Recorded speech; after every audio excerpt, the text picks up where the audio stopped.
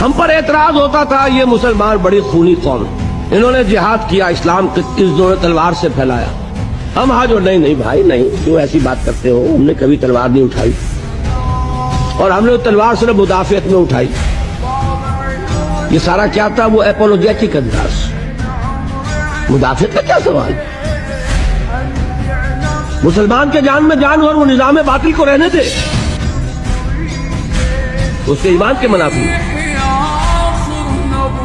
افراد کو کبھی نہیں مجبور کیا جائے گا اور کبھی نہیں کیا گیا کہ وہ اپنے عقیدے کو بدلے، لیکن نظام اگر مسلمان کے جان میں جان ہو اور پھر نظام باطل کے غلبے کو برداشت کر لے تو منافق۔ طاقت کی اور طاقت ہوتی ہے کے لیے، اگر ہو حق کا بول بالا نہیں ہوتا۔